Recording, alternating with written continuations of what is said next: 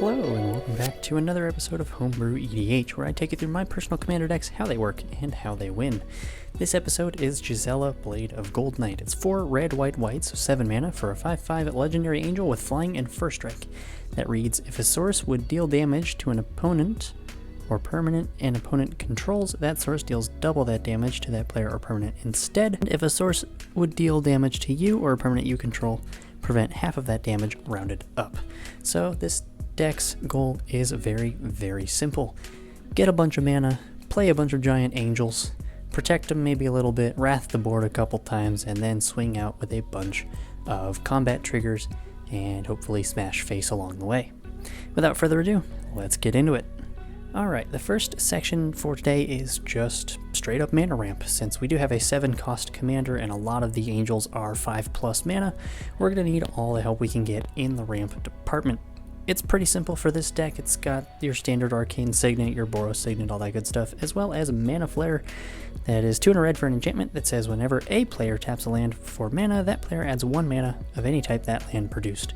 So it not only doubles us, but everybody else as well can try to maybe speed games along. Next up for this deck is the removal and the wraths and all that good stuff. So Wrath of God, pretty standard, destroy all creatures, can be regenerated. Vandal Blast, if you overload it, destroys all artifacts you don't control. Blasphemous Act, if there's a bunch of creatures on board, generally can just cost 1 red mana that deals 13 damage to each creature on the board. And the one on the bottom right there is Day of Judgment. I'll put the English copy on screen. That's a Japanese version that I just pulled from the Strixhaven box I opened a number of years ago. But it's just another Wrath, just destroy all creatures. So again, pretty simple, very straightforward. This deck is not looking to get tricky by any means. Just swing out, rat the board, do all that fun stuff. Next up, we are going to take a look at the protection package. Again, not great. This deck was not designed very well, and I have made no updates to it or anything. I literally built it last night or the night before, and yeah, just kind of left it as is. This deck probably won't be around for very long. I just felt like building something different for Magic Night yesterday. Just a couple pretty simple things. Make a Stand is 2 and a white for an instant. Creatures you control get +1/+0 and gain indestructible till end of turn.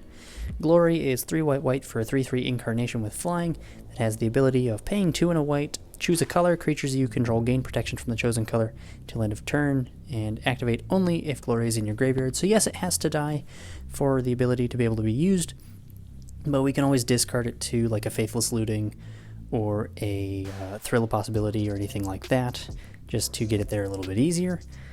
Gust Cloak Savior is 4 and a white for a 3/4 bird soldier with flying that says whenever a creature you control becomes blocked, you may untap that creature and remove it from combat. So kind of like reconnaissance type deal, except the Savior is a triggered ability, not activated, so you can't just do it on a whim. It has to be blocked for you to remove it from combat. So if you want to save one of your creatures, we can do that if we've got both out. Next up is Angel's Grace, more thematic than anything else. It's just 1 white with split seconds, so as long as it's on the stack, they can't cast spells or activate abilities that aren't mana abilities. And it just says you can't lose the game this turn, and your opponents can't win the game this turn until end of turn. Damage that would reduce your life total to less than 1 reduces it to 1 instead. And the last one is Unbreakable Formation, 2 and a white for an instant that says creatures you control gain indestructible until end of turn, but if you cast it during your main phase, the addendum keyword there, put a +1/+1 counter on each of those creatures and they gain vigilance until end of turn as well. So if you happen to use it during main phase, say before like a Wrath of God type deal, so your creatures survive, they get bigger, they get vigilance as well, and then you cast your Wrath and then kind of go off from there. The next section is going to be our combat-focused enhancements. Shared Animosity, City on Fire, and Aggravated Assault. Shared Animosity is really good, especially in Kindred decks. It's 2 and a red for a enchantment that says whenever a creature you control attacks, it gets +1/+0 until end of turn for each other attacking creature that shares a creature type with it. I've seen this go off in Goblin decks, Dragon decks, all that kinds of fun stuff.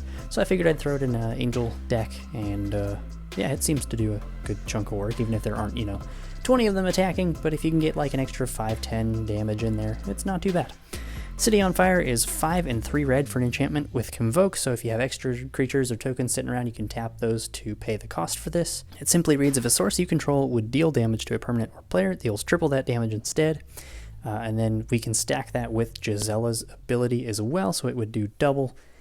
and then triple from us specifically, or triple then double depending on how the person receiving the damage chose to apply the effects, because that is damage being dealt to them. That is how it works. Lastly on this list is Aggravated Assault, 2 and a red for an enchantment that has the ability pay 3 and 2 red, so 5 mana, untap all creatures you control. If it is a main phase, there's an additional combat phase followed by an additional main phase, activate only as a sorcery. So you could technically go first main, combat, second main, activate Aggravated Assault, get another combat phase, get a third main phase, and just kind of go from there. If you have a whole bunch of mana left over, you can just kind of stack them on top of each other.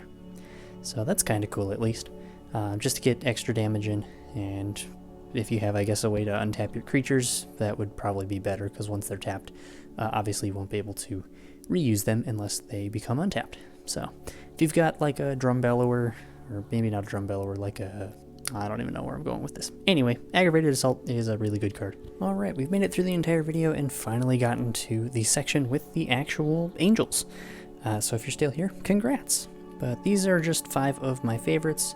And I know that Archangel Elspeth is not an angel, it's a planeswalker, but it fits thematically with the rest of the deck, so I figured I'd throw it in this section anyway. So first we have Avacyn, Angel of Hope, 5 and 3 white for an 8/8. Legendary Angel, Flying, Vigilance, Indestructible, that says other permanents you control have Indestructible, so good with Armageddon, all the Wraths that we've got, all that good stuff. Aurelia, Exemplar of Justice, 2 red white for a 2/5 legendary angel with flying, Mentor, and at the beginning of combat on your turn, choose up to 1 target creature you control. Until end of turn, that creature gets +2/+0, gains trample if it's red, gains vigilance if it's white. So if we choose our commander, it would go from a 5/5 flying first strike to a 7/5 trample flying first strike vigilance. So gets a little bit more powerful on that kind of thing. Angel of Ruins is 5 white for a 5/7 flyer. When it enters, you can exile up to 2 target artifacts and or enchantments. You can also plane cycle it, so if you need a little bit more mana, discard it, go get a planes, and all that good stuff. Lyra Dawnbringer is next up, 3 white for a 5/5 legendary angel, flying, first strike, and lifelink. That reads other angels you control get +1/+1 and have lifelink.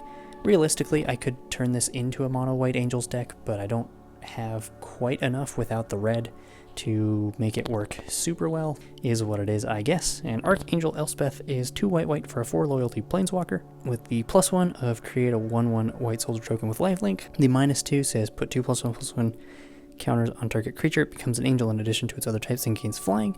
And the -6 ultimate that says return all non-land permanent cards with mana value 3 or less from your graveyard to the battlefield.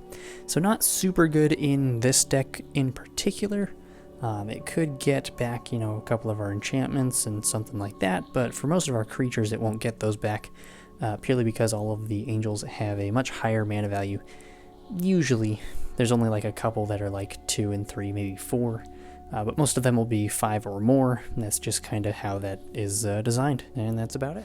Alright, and with that, this episode does come to an end. I hope you enjoyed. If you did, go ahead and leave a like. Consider subscribing, it does help grow the channel. It's free, and you can always change your mind later. As always, the full deck list will be in the description, and you guys can check out all the cards I didn't mention in this video. That's all I've got for today, so I hope you guys enjoyed. Take care, and I'll see you guys in the next video.